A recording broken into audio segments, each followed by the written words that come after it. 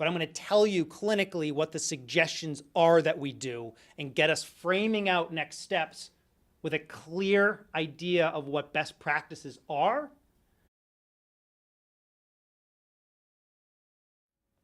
Because the distractions in their life are louder than you are.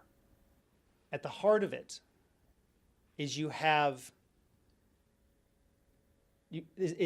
may have children inherently struggle with self-regulation of thought, of mood, and behavior. See coexisting conditions untreated. Because in my practice, that's what I see all the time anyways. But it's nice to see that the research agrees with me. Now, just to make it a little bit more complicated to think about the life of a child with special needs, and maybe they have a coexisting condition, so they're not just dealing with a learning disability, but they are struggling with attentional issues, self-regulation issues. Can you imagine they also have developmental delay related to social and emotional interactions with their peers? No wonder why homework's so hard. Risk factors relates to ADHD. More likely to have traffic citations, more likely to get in a second car accident, and more likely to have your license suspended or revoked. Teens with ADHD, more likely to skip school, drop out, suspended, or have to repeat a year, right? But I'm going to tell you clinically what the suggestions are that we do and get us framing out next steps with a clear idea of what best practices are. After school hours are the most dangerous time for tweens and teens to be on their own, right? So you start to let your mind kind of go to that time period and say, what can I do about that? Maybe the best place to start. So, get involved is kind of a summary of all of this. Get involved with your children's lives. Get involved, get involved, get involved, get involved. Yeah, but it's obtrusive. Yes, get involved. Know their locations. Know their friends. Know their plans. I know. They're going to tell you it's obtrusive. Get out of my life. Right? Limit the time your child spends without adult supervision. Learn the technology your teen is using and use it. Right? For most of us, that can be a pretty significant learning curve because it changes every day. But I'm not saying you need to be up on the newest app, right? But you should be involved. And you cannot parent the way you were parented. Okay? So think of how your parents parented you, and then don't do that. Okay? And then say, what should I do? Because for one thing, your child should only be in their bedroom to do one thing, and that's sleep, if you want to start anywhere. Why? Because they can take every dark alley on the planet into their bedroom with them. And you couldn't do that when you were a kid. So you just think about how to drastically shift my perception of how to keep my child safe. I'll start to figure out what the answers are. That was an environmental change. Behavioral therapy and environmental changes to shape the behaviors of our children. Now, this is with or without special needs, okay? Right? But best practices that we should do, I don't care who your child is. These are best practices. And I'm adding to it because the best practices can't even keep up with the trends in technology and what's going on today. Maintain a daily schedule.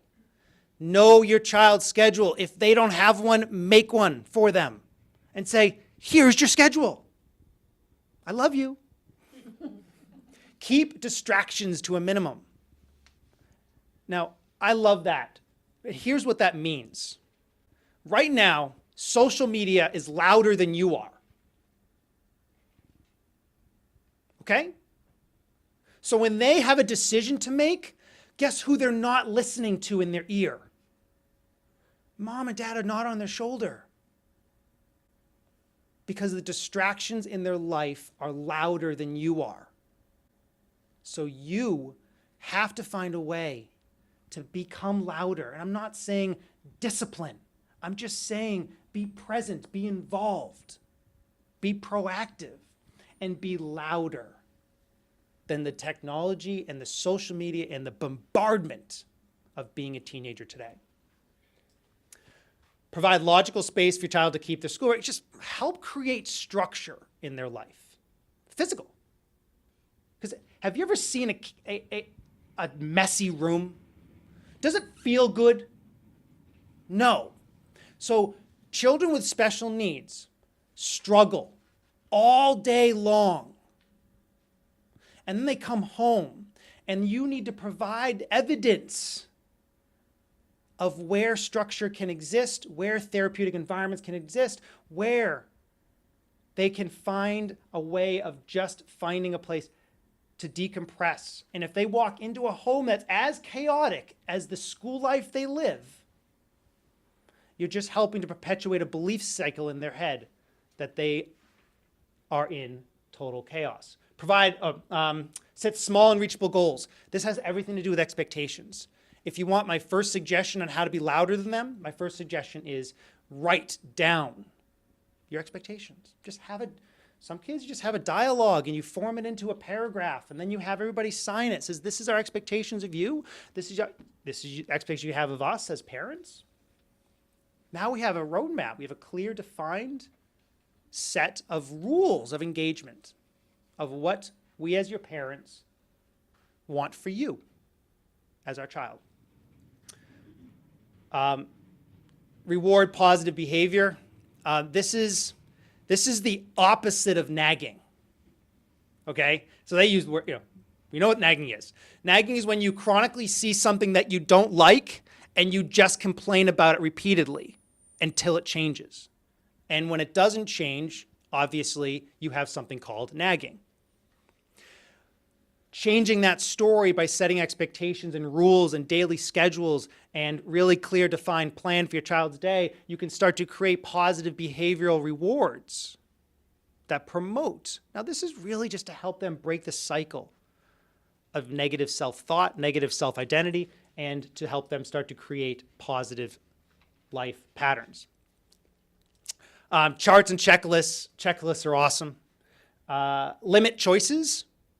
In a society where there is limitless choices, it is not a bad idea to just simplify their life, right? And start to really quiet and calm the choices that they have in front of them. They don't have to do everything. Find positive activities. This I hear as build their strengths.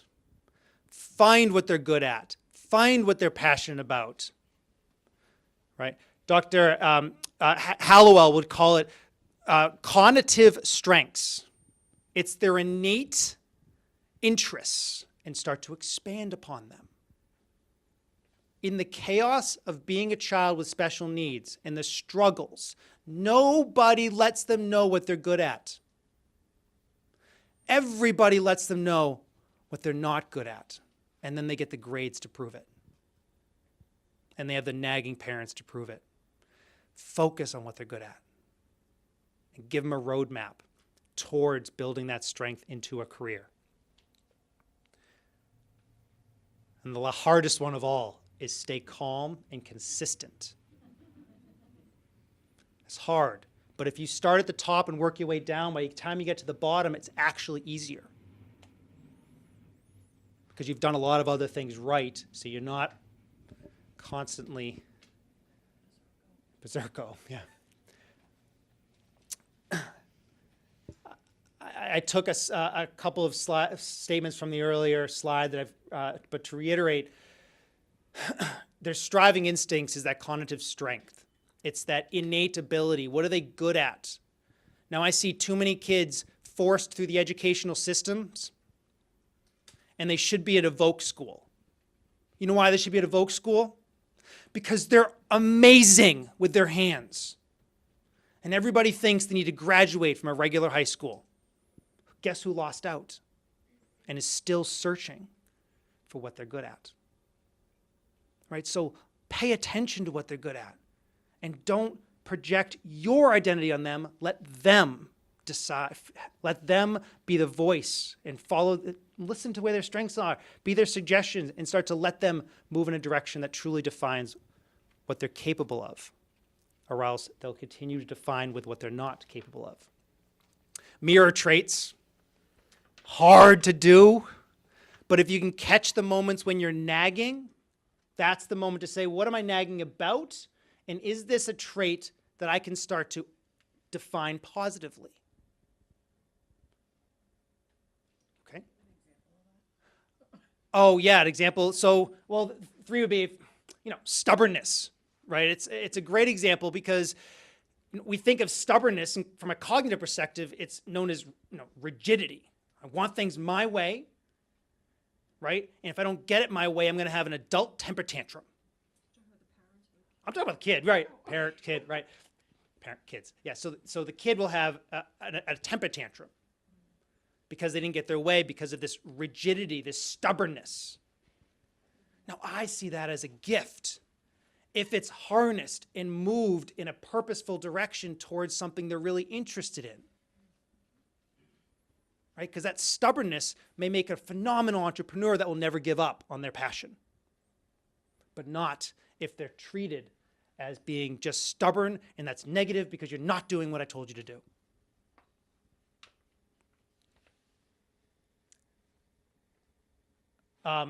Create opportunities for connectiveness. Just try. I don't care if it's once a week family dinners because you went from none. If you can get to 5, you're a rock star family. I have families that do breakfasts because nobody's around at night. And they get together every morning for breakfast. Just as hard, because someone has to get up early to make it, right? Trips without technology, trips without distractions. Make that part of the new you.